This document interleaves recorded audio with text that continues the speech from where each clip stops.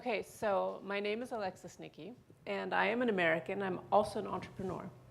And I have a company, it's called StoryNova, and I come from the world of screenwriting and film and media and transmedia. And what I also do is I work a lot with independent creators, coaching them on their screenplays and their stories. And I'm also coaching more and more people in other domains, so entrepreneurs, of all kinds, not just startup founders, but entrepreneurs of all kinds, some business people, and things like that. I am also the co-producer of an event that's called Learn, Do, Share, which is an event that was created in New York by a guy named Lance Weiler, who is a pioneer in the digital storytelling arena. And he has created a center. He's in partnership with Columbia University in the United States and has created a center called Learn, Do, Share that explores storytelling in the 21st century and how technology can help us tell stories differently, and how we can collaborate with different players, stakeholders, to tell bigger and more interesting stories. So tonight I'm just going to give you a really quick and brief introduction about storytelling. It is a huge subject, and I don't know what your experience is, so I'm starting at the beginning, what I consider the beginning. And for tonight's purposes, I am defining storytelling as an exchange of meaning between two people. Let's just leave it at that. So I'm starting with a quote by an entrepreneur and a brand consultant that some of you I'm sure know, named Gary Vaynerchuk. And he said at one point, "The way you make real money, the way you make real impact, the way things get changed is by great storytelling. It's always been that way, and it always will be that way, because we're human beings and that's what we like." So just as a beginning thought. So why storytelling, and why storytelling specifically for entrepreneurs and startup founders? Well, we know one side of the equation, because we need to communicate, we need to talk about our product, we need to attract and serve clients, we need to find investors, sometimes we need to reframe when things are going off in a direction that we need to get back on track with. We need to reframe our story, position the company, and all of that kind of external communication. But what I find more and more is even more critical is what you do before you start talking to the outside. What you do to align your own story on the inside before you start trying to communicate on the outside, especially if you're just beginning as entrepreneurs and founders. So storytelling can help you hone your mission, become very clear about your mission. It can help you reveal blind spots in your thinking and help solve them. It can motivate your team. It can build your culture. It can help you solidify your strategy. And it can deliver value internally before you try even to start delivering it externally. So storytelling is something that we have done throughout the ages, from the earliest days of the cave paintings in Lascaux and before and after, all the way through to brand storytelling, to what we do today with when we self-publish on Amazon, when we update our Facebook status, when we go on Twitter and we share things with the world. And we are natural storytellers. And stories, they speak to our emotions. We identify ourselves in them. Who knows this little ad here? Who knows where this comes from? The Apple ad, the Think Different ad. I'm going to play it for you because I was surprised just the other day how few people actually know it. So I'm playing it for you. Here's to the crazy ones, the misfits, the rebels, the troublemakers, the round pegs in the square holes, the ones who see things differently. They're not fond of rules, and they have no respect for the status quo. You can quote them, disagree with them, glorify or vilify them, but the only thing you can't do is ignore them. Because they change things. They push the human race forward. And while some may see them as the crazy ones, we see genius. Because the people who are crazy enough to think they can change the world ones who do.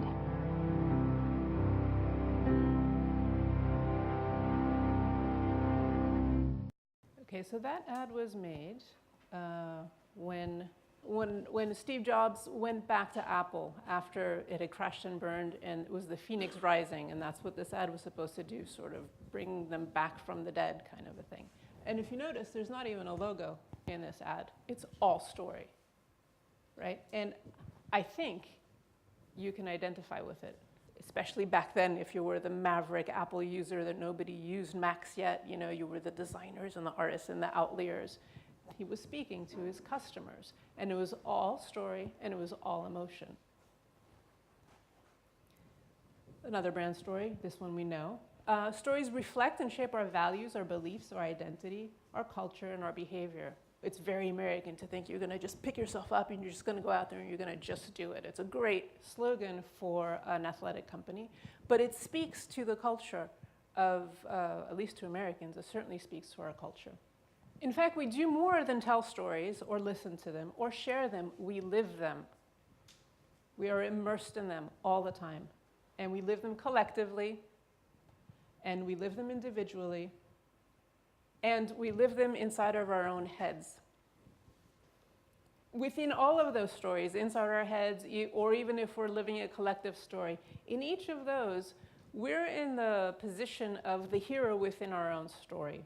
And sometimes our stories are competing stories, and that can kind of be confusing, especially when you're beginning to build something, you haven't quite found the through line, and you've got lots of, it's a good idea, no, it's a bad idea, I don't know if I should go, yes, you should go, and all that kind of story that's going on in your head. So this is a scene from a movie called The Hudsucker Proxy. And the actor here is Tim Robbins, and he plays a character called Norville Barnes, who's some young guy from the Midwest who comes to the big city with his great idea that he's going to make tons of money with.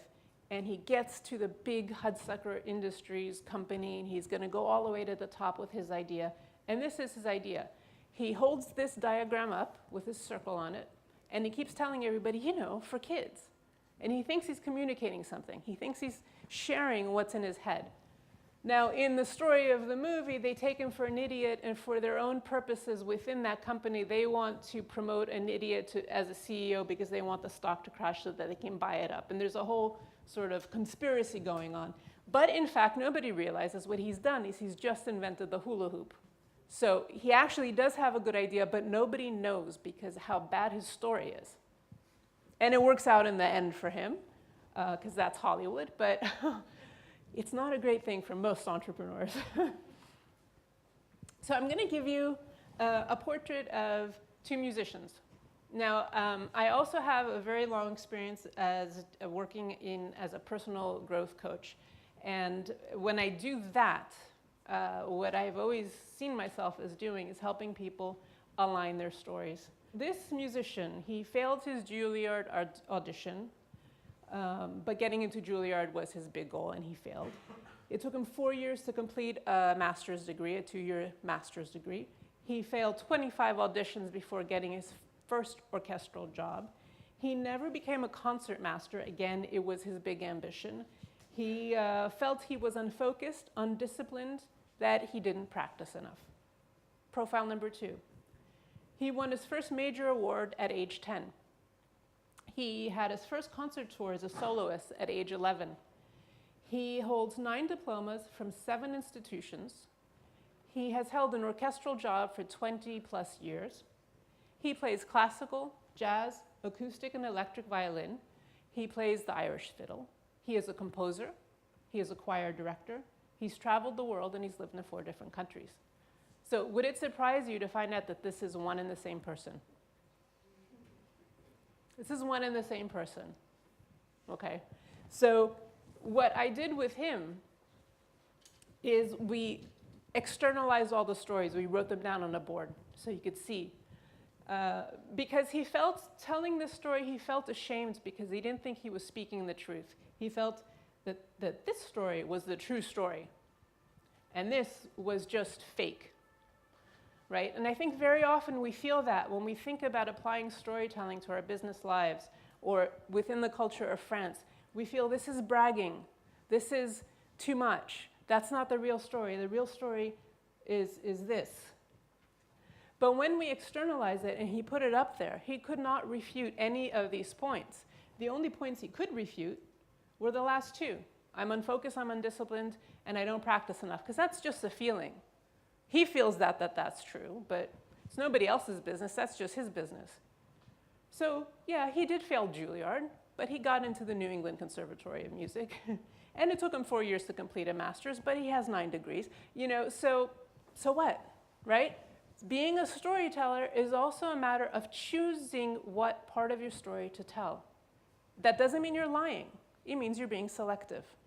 You have a goal, you have an audience, and you're being selective with what you share. Which brings me to two of, or what I consider the basic building blocks of story. Our basic emotions as human beings of hope and fear. We are insecure beings. We hope we'll live to see another day. We fear that we won't. That's our existential state of being. And in every moment, we can find some hope and fear. I hope I'm making sense to you. I fear I'm not. I hope you're understanding my English. I fear you're not. You hope maybe you'll get something out of this and there'll be food left over afterwards. You fear there won't. You know, we all constantly carry hope and fear with us. And this is what fuels us as human beings and fuels storytelling. And a dramatic hope and fear cycle is what we get hooked into when we're watching entertainment, especially fictitious stories, but not only. And I just want to illustrate it with this example, which I do hope you all know, the Roadrunner. So we have our ever hopeful, intrepid hero, Wile E. Coyote, who hopes he's going to get that Roadrunner once and for all, but he fears he won't. We have the Roadrunner, who is a worthy antagonist, who is free of all hope and fear. He's just there to bother the coyote. And when I say worthy antagonist, what's important to understand is that the antagonist in a dramatic story needs to have enough skill and power to possibly outwit the hero. If the hero is facing an obstacle that they can easily overcome, there's no dramatic tension, there's no real conflict, there's no real story. So when you're telling your own stories and you want to tell that story of how you overcame something, you need to make that antagonist seem like a really big problem. And it's the tension between the hero and the antagonist that causes the conflict, that causes the tension. A couple of examples that are not fiction. So this is nonfiction. Brand storytelling, once again, content marketing. But what a hope and fear story, right? This is, do you all know this? Yeah. So it's Felix Baumgartner, who is this Parachute from space. Parachutes from space. So Red Bull organized this whole immense dramatic thing where they took Felix Baumgartner up into space and he jumped from this capsule and parachuted down to Earth. It was majorly dramatic. And the preparation for it was, you know, I don't know, 2 years long, and it almost completely fell apart because one of the stumbling blocks that nobody anticipated was that he got claustrophobic in the spacesuit. He had to be in the spacesuit for 5 hours without opening a mask or anything. And he got very claustrophobic, and that nearly made the whole initiative, they almost canceled it for that. But you know, as we watch it, here's this hero, man against nature, doing this crazy thing, and we're hoping he's going to live. We're fearing he's not. He's probably hoping and feeling the same thing, I would imagine. This is drama. This is storytelling. Conflict, yeah, gravity. That's a big conflict, okay? So, and now here's another kind of a story. This is what we today might be calling purposeful storytelling. I know it doesn't look like much yet, but what this is the diagram of Martin Luther King's I Have a Dream speech. And the diagram was created by a woman named Nancy Duarte, who is an expert in presentation skills and storytelling, and does a lot of research to figure out why some speeches and presentations work versus why others don't. And she plotted out this graph here. And what she found was that what Martin Luther King needed to do in his speech was to motivate a community of people to take on the civil rights movement and to fight despite the fact that people were getting killed. That's a pretty big thing to ask of people. Now, people were scared, people knew the difficulties, people were also really motivated. And what he did is he did not deny their fears. This is a hope-fear cycle. What you see on the bottom is him speaking to the reality of what is, the reality of people's fears here in the moment. And then he would take him and he would say, but this is the future I see, hope. Then he'd come back down, talk about the reality. I get it, it's hard, it's more than hard, we're facing this impossible thing, but this is the future I see. And he continued like that, he cycled like that throughout the speech, and also being a preacher and a really incredibly good orator, the further it goes into the speech, the more poetic and more dramatic the language gets as well, until he ends on the future vision, the future vision, the future vision. And that gave people wings. Listening to that speech gave people wings. And it lasted a long time. It lasted longer than most speeches we would expect to hear today. It was like an hour and 50 minutes long, but people were with him for every word. So we have seen hope and fear cycle through the storytelling in fiction, in nonfiction, and what we're calling today purposeful storytelling, which means when you tell a story to move people toward a greater good. There are people who contribute purposeful storytelling to marketing. I'm not one of them, but okay. Greater good, let's call it greater good. And we've seen it in conflicts where it's man versus man versus nature, and man versus society. And in all of those, what's really important to remember is that who the stories talk to are often the hero, or I would say always, the hero in us. When we watch Wile E. Coyote fail again, we know that feeling. We've tried things where we keep failing. That's why we empathize so much with Wile E. Coyote. When we watch Felix Baumgartner doing this terrifying thing, we feel it because we have felt that kind of fear ourselves. And when Martin Luther King was speaking to his audience, he wasn't the hero in that. He was motivating them to be the heroes. He was talking to their heroic gesture that he wanted them to take on. Now, to give you a story about how this storytelling, hope and fear, can affect an audience. When my husband proposed to me, he decided to do it in public in front of all of our friends. I had no idea, obviously, but they all did. He had called people up, he had told them, we were in New York, he gathered everybody in a bar, and my family was there. And I have a cousin who I love and adore, but he's a complete neurotic. He's very, very anxious and worries about everything. And when Pedro proposed and I said yes and I was surprised and everything, I could see my cousin just relax and kind of go, oh, thank God, because later he told me, I was so scared you were going to say no, and then he was going to be so embarrassed, and then you, and then this and that. And he had his own story going on about all his own hopes and all his own fears and all his own anxieties, and he was totally in his own world. And it had been going on for like a week and a half since my husband had called him and said, I'm going to do this thing. And it was just amazing for me to watch it because I had been protected from all of this until the moment that I got the proposal. But he had been living this for a week and a half. So now I'm going to show you another short video, a clip of a video. You all know Guy Kawasaki? Okay. VC, entrepreneur, and he's going to talk briefly about pitching to VCs, just to show you people have hopes and fears. I have this thing called Meniere's disease, and Meniere's disease has 3 symptoms: tinnitus, which is constant ringing, hearing loss, and also sporadic attacks of vertigo. There are many theories about what causes Meniere's. Excessive caffeine, excessive alcohol, excessive stress, and excessive salt, which basically I just described my lifestyle. And I have another theory, that I'm a VC, and as a VC I listen to dozens of pitches. And these pitches all have 60 slides for a 60-minute meeting. They all say they have a proven team because they worked at PetSmart, so they know how to do selling pet food at home, online I mean. They're using Visual Basic, so that's patent pending, curve jumping, Nobel Prize winning technology.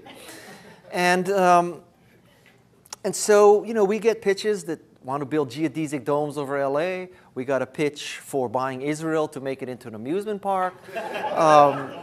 So the reason why I think I have Meniere's disease is not salt, not alcohol, not stress, and not caffeine. It's because I listen to this crap all the time. So is it any wonder that there's a ringing in my head, I'm going deaf, and I get dizzy? It's because of the crap I hear. So I'm gonna stop it there. So even Guy Kawasaki has hopes and fears. When you go to pitch a VC, you're only thinking about your own hopes and fears, I'm sure. Nobody thinks about his hopes and fears. You think you're going to want to impress him, but you don't think he's got a ringing head, right? So what is he worried about? What does he hope? What does he fear? Well, first, that his head won't hurt. Secondly, he fears it will. He hopes he'll get a return on investment on his time. He's not even talking about his money yet, but on his time. And he might fear that he might feel like an idiot for wasting his time yet again, listening to yet another pitch.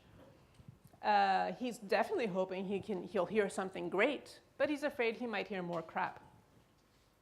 He's, I'm sure, hoping he finds a founder who gets it, who understands how it works, who understands how to pitch, who understands how the business works. Even if he decides not to fund him, I'm sure he's hoping he can say, yes, dude, you're a professional, you're on the right track.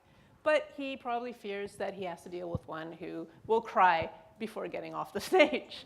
He, I'm sure, hopes to discover a hot startup that he can invest in, or he thinks he might be confronted with another crazy idea. And your job when you're pitching is not just to present your company and the facts, it's also to resolve his conflict a little bit, to get him hooked into his hope and to leave his fear behind. And the way you do that is by resolving your own conflict, your own hope and fear conflict that's going on. Like I showed you my client, the violinist. You need to resolve that inner, oh, but what if he doesn't like me? And oh, we have these numbers, I might have to fudge them, and all that kind of stuff that might be going on. So it's about closing the gap between your internal story and the story that you want to share with the world. And to do this, there are lots of things that you're doing already as entrepreneurs that you're always rethinking, you're researching, you're strategizing, you're reinventing, you're pivoting, you're stepping back, you're letting go, you're recreating and learning ever more what it is exactly that you're doing and who are you doing it for and all that research and development. But there's also a whole bunch of storytelling skills that you need to master, like writing and rewriting and presenting and performing and practicing and wordsmithing, and I'm sure there's even a lot more. Thank you.